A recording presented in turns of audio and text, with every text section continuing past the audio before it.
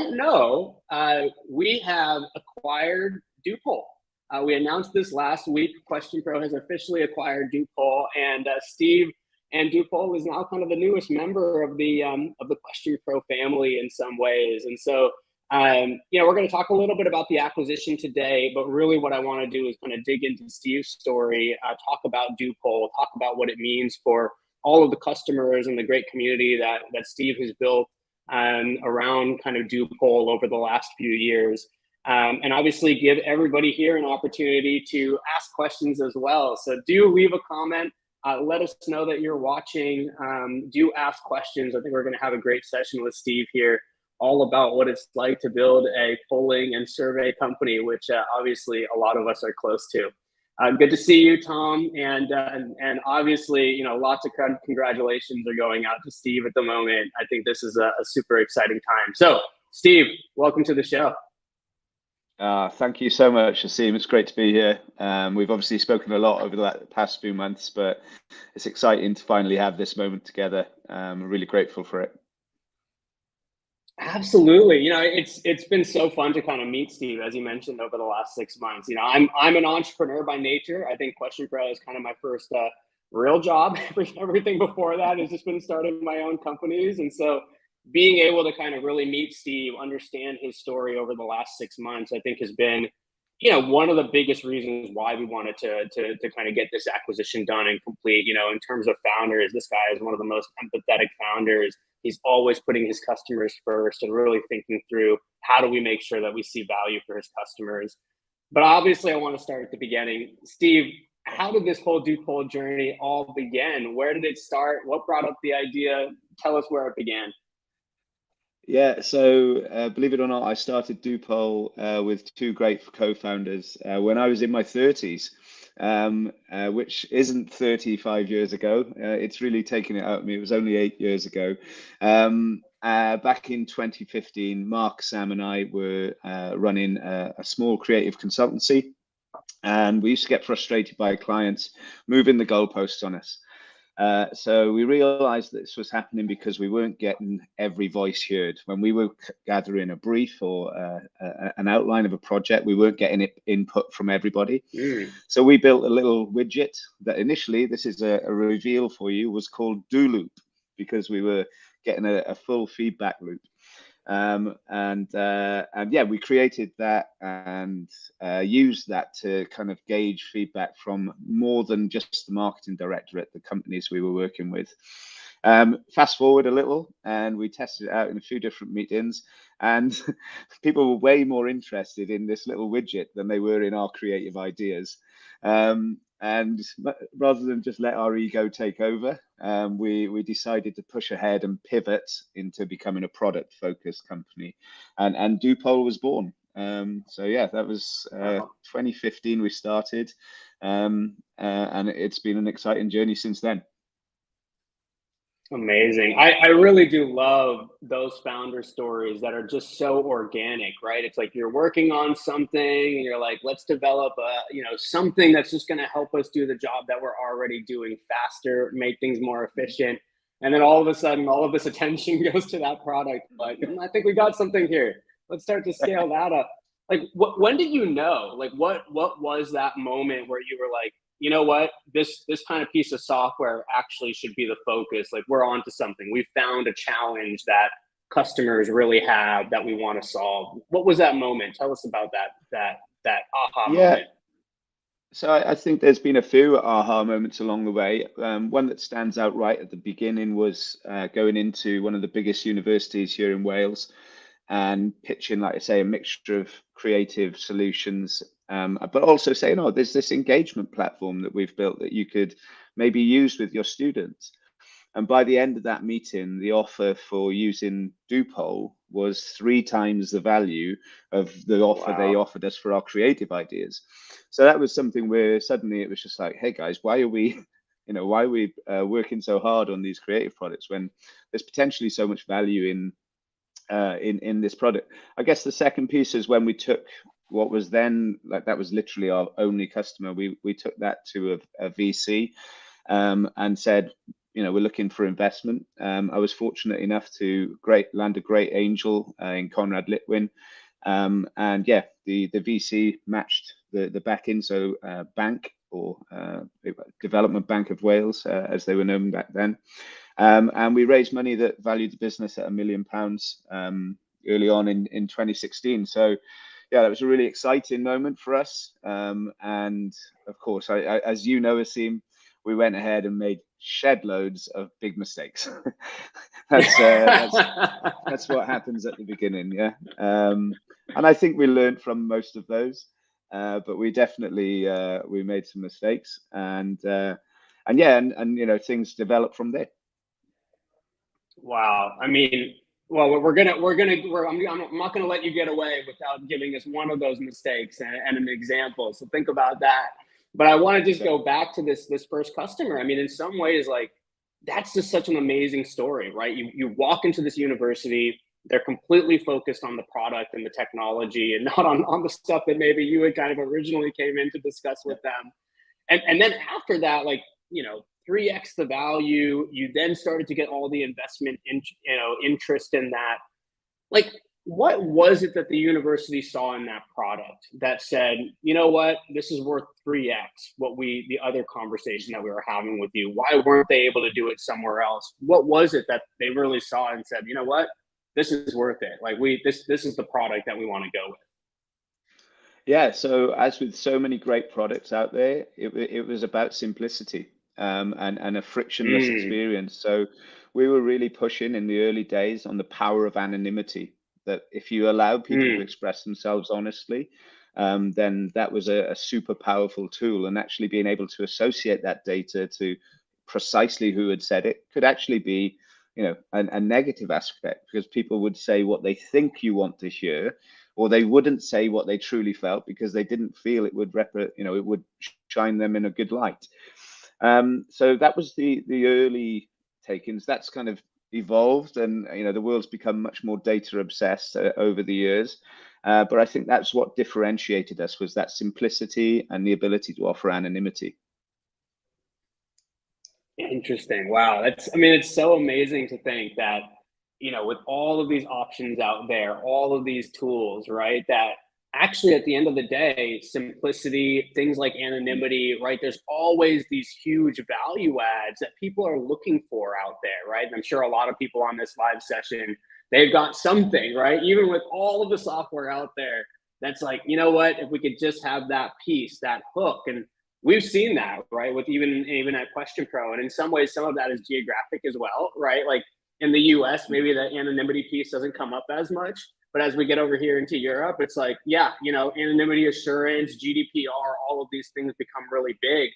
Is that kind of something that you saw being in Wales, having that community in Wales, that, there was kind of some unique things for that market, that community, that you said, you know what, there's something here, we should really start kind of building these features?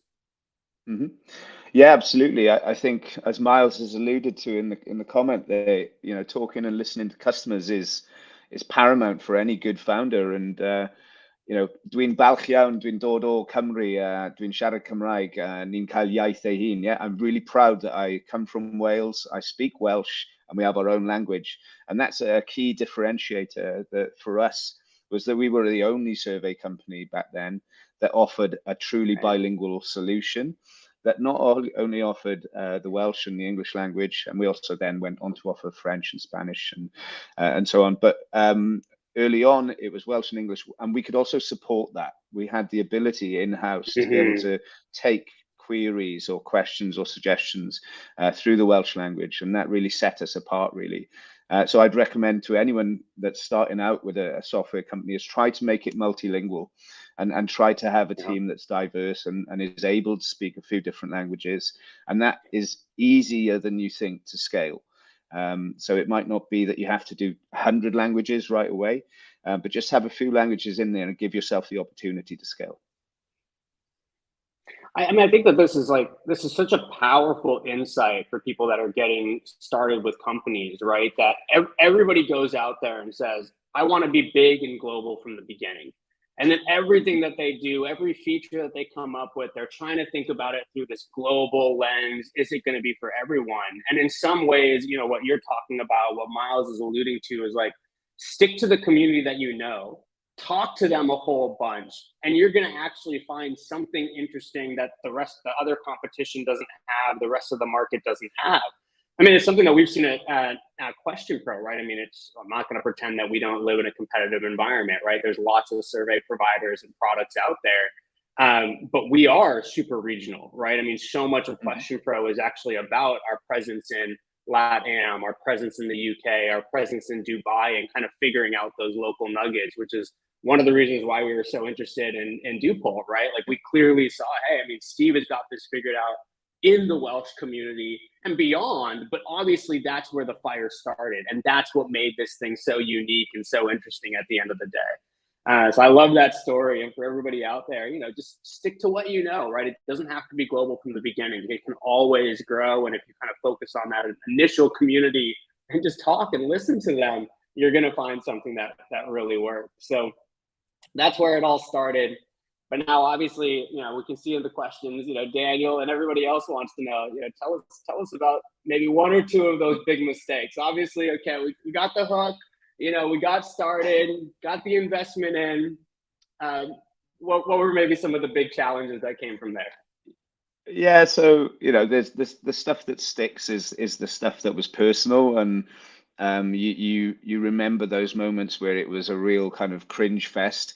I remember we brought the directors. I don't think I'm breaking any confidences here, but Tata Steel, who are one of the biggest steel organizations in the world, they had their global directors flying into the UK. And a wonderful guy called Tim at Tata was keen to use doopoll. One of the key features of doopoll was that it was great for live engagement at the events. And so they had 300 people come into a race course, Cheltenham race course. And I was there straight off the bat. Great, time to use doopoll, let's go. And we'd been there for an hour beforehand, testing it, all fine. And of course, the Wi-Fi was, you know, this was in the very early days, I should stress.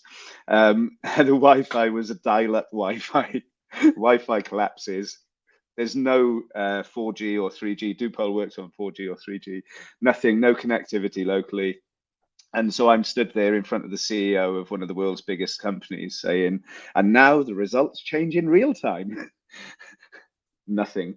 So that's you know, that's one where I learned there that actually a thing for us, I mean, this is a slight aside, was that actually encouraging people to get onto the Wi-Fi so they could answer just put another hurdle in front of them.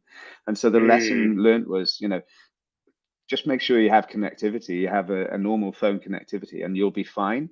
And we used to obsess about how we're going to get the message across and where we say about joining the Wi-Fi. And then we realized actually that was a dumb move. We didn't want people on Wi-Fi because then it would crash and they'd have an excuse not to answer. I think other things in terms of errors, we hired some great people, but were they the right people for the job? Probably not. And we hired on emotion over intuition, or sorry, intuition over kind of the data. And so yeah, I'm really happy, you know, that I got to work with the people that we hired, but probably given our time over, we might have taken a bit longer to make sure that we were getting people on at the right level. And then the other thing would be at the right time. We hired an account manager before we had any accounts. So this wonderful guy called Mike was, you know, coming in saying, hey, you know, what do I do? And we, at that point, we had like 2 accounts. And I thought, well, Mike, you can't call them every day saying, how's it going? So, you know, hire at the right time as well, maybe. Yeah. There'll be more if you want to come Interesting. back to them. But yeah. But let's double click on that. Actually, I want to go back to the first one too. But even on just the hiring piece, like, where did that come from? Like, why did you feel that pressure to go and hire an account manager before the accounts were there? Was that kind of like after the investment and now you've got these funds and it's like, oh, we got to go do something with it? Yeah, exactly that. I think ultimately, you know, what we did, yeah, it's what so many people do. Yeah, you get the money in and you're like, right, we've got to scale, we've got to grow. And ultimately what we needed there was probably, you know, more time, getting in customers organically. Yeah, he was, as Mark just said, Mike was amazing. That guy can do anything. His name is Michael Stone. Check him out on LinkedIn. So yeah, he was awesome. We just hired him way too early. And sorry, I've lost my track. What was the question again? No, that answers the question, right? So I mean, essentially, you looked at this and you said, "Oh man, I hired somebody too soon." Right? I mean, the investors put a little pressure on us, or even just the fact that we had some money put some pressure on us. And I think Mark's comment is spot on, right? Is that actually like the employee, Mike, the person who you hired was fantastic. You just made the mistake of hiring him at the wrong time. I've done it too, right? In my last company, like we raised money and then you just start hiring, right? Okay, more salespeople. We got to grow faster. We got to go faster. And it's like, just because you've got the money doesn't mean that you need to go higher. You're just going to run really fast in the wrong direction. And sometimes it's just a matter of like, all right, maybe use some contractors first, maybe go get some of the SaaS platforms that, will help you scale yourself first. I think those are just important lessons for people to learn, right? I see this mistake happen so many times with entrepreneurs, and it always seems to be related to the funding round. All right, it's like, all right, money's in the bank. Now let's go higher, even though maybe we don't have the need just yet. Yeah. And rewinding to what you said earlier about focusing on your niche, focusing on what we didn't have product market fit, at all, and we didn't really know who our perfect customer was. And I think in the early days we had like a university, a sports team, some banking clients, all sorts, and there was no rationale to it really. It was just whoever we could persuade to sign up. So yeah, I think getting product market fit before you hire, in bulk is probably a good move. That's key. Write that one down. Let's go back to the first mistake. I think that one's an interesting one, right? I think a lot of people, on this call and generally, I might find that stuff like relatively boring, right? Like, okay, the internet connection was bad. Like, obviously the site's got to be up. Obviously you've got to get responses. But I think in the tech world, like that's something that we put so much focus into and is kind of behind the scenes, right? Like your customers don't even realize how much time and effort you've put into just making sure the service is up, or even if it's just like a UI design, right? Like, hey, let's not prompt them to join Wi-Fi if the cell phone connection is good enough, and that's the easiest path forward. And some of these nuances are so related to your market, to your audience. I mean, just before we went live, we were talking about the fact that our next live show is going to be in South Africa. And they do load shedding in South Africa, which means that there are power cuts, right? And so like, it's just something that you have to think about in that market or in this use case of going live, right? Being at a live event where like that real time matters, and then thinking through the technology problems from that perspective. So for everybody out there that's kind of using software platforms like doopoll, like QuestionPro, you may not realize that actually these are the problems that we all work on every single day, right? And you may be surprised that like when you look back at Steve's story over 8 years, that was the one that came up as the first challenge, right? That, oh my gosh, just making sure that they could get connected at this event. That was the biggest thing that you're still thinking about 8 years later, and that your customers probably barely even think about until it's actually a problem, right? Like, I think that's such an interesting insight there. Obviously, you fixed that, right? And I want to get into this story, the great big lockdown survey, because you went from this kind of moment of like, hey, we're at a live event, there's 300 people here, we're working with a great big client, oh no, the Wi-Fi is not good, to then this story about collecting massive amounts of data in real time. Tell us about that. We'd love to hear more. Yeah, great. So this is probably, I think, one of our biggest achievements, really. We ran what we believe to be the largest private survey that was taken in the UK, or of the UK public. We did that in conjunction with Reach, who are a newspaper publisher in the UK, and they run newspapers like the Mirror, the Express, and a few others, and a load of regional papers as well. So yeah, we basically did some test work with them, and we did some stuff where it was on the leaders debate, so kind of Boris Johnson and co all arguing why they should be the next leader, and we went from 200 activities a minute on the site up to 1,000, And James, Wow. our head of product, thought we were under DDoS, so he shut shut the site down, and we hadn't. So there's another mistake. Always relay to your team when big things are happening.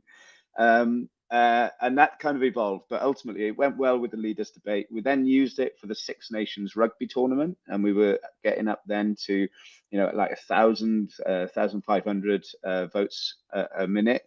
And then we went live with the Great Big Lockdown survey. So this was a massive undertaking from our side of things. In 4.5 days, over 400,000 people answered over 42 questions.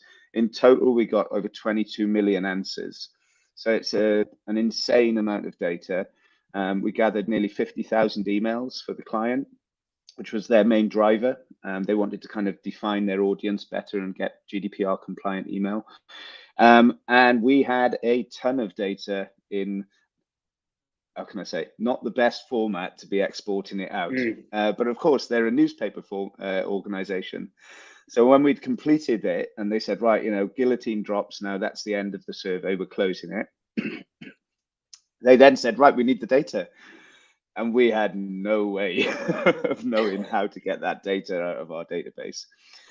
So I will put a shout out here to the amazing DevOps group run by James Smith and Steve Thayer. They were recently acquired, and they were phenomenal. And they totally bailed us out and really worked with us to make sure that we were able to present the data. And we learned so much there. I don't know the ins and outs of this, but basically that we were storing data in the wrong format. And then that allowed us to rebuild our data sets from the ground up following doing that. Excuse me. So that was, I think Mark, who was on there, was my co-founder. He found that a really challenging period. I found it a really exciting period for us. We actually lost, a lot of money there through having to pay for the services we got, but the learnings were enormous. And I would always, encourage people to be bold with their work. And maybe we could have kind of thought a bit more about just how much it was gonna explode. But we were on like the front page websites of some of the biggest newspapers in the UK. So it was a pretty exciting time.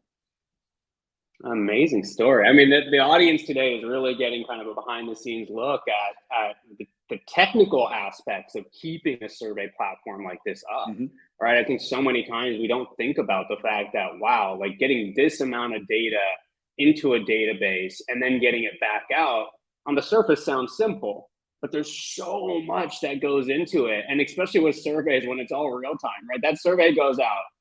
And that's it. You don't get another opportunity to go run that survey again, right? Like we got to find a way now to get that data out of the database in a way that makes sense. And we talk about this all the time at QuestionPro. Over the last year, a lot of our engineering resources were spent on re-architecting and just making the system more and more scalable. And customers never get to see that, right? They're like, no, why aren't you rolling out new features? What's new? What's coming out next? And it's like, a lot of what we're doing is just making the system more stable, more high volume, and ready to go. So it's really great that I think people are getting a behind the scenes look at what that actually looks like, what goes into that for founders, for product people, for the people that are really building these systems at the end of the day. Yeah, 100%. I think, I'm here at my girlfriend's place today, and she introduced me to the app Vinted today.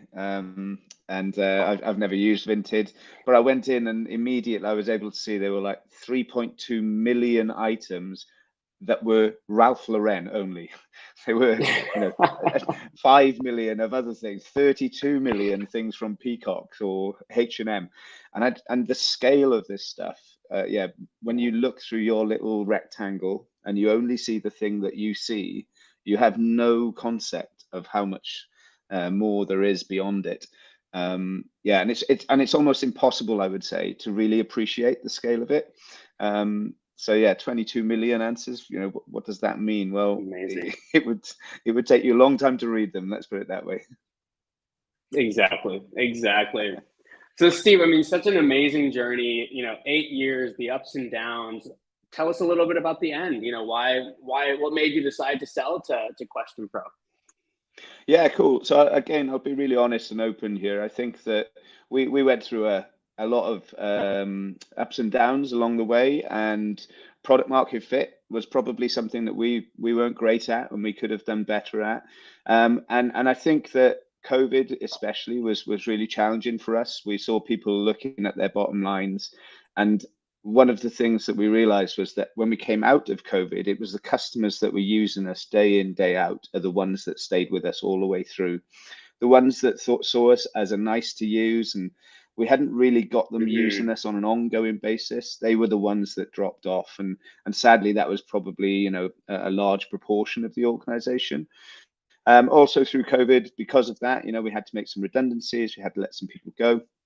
And so the idea then of looking back up the mountain, of growing all of that again after doing 8 years of it, I think for me was one challenge too far. And I wanted to, what I didn't want to do was to close down the business, and these customers that had stuck with us through thick and thin, you know, I wanted to find them a new home where they were working with a quality organization, a quality company. We had a bunch of different offers come through, some from data organizations, some from media organizations, but I really wanted to go to another quality surveying and engagement platform.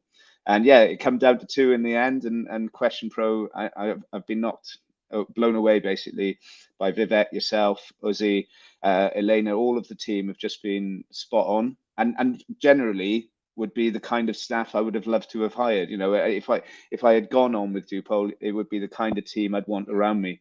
So I'm really excited for our customers, and what I can say here, I don't want to denigrate doopoll because its beauty was in the simplicity.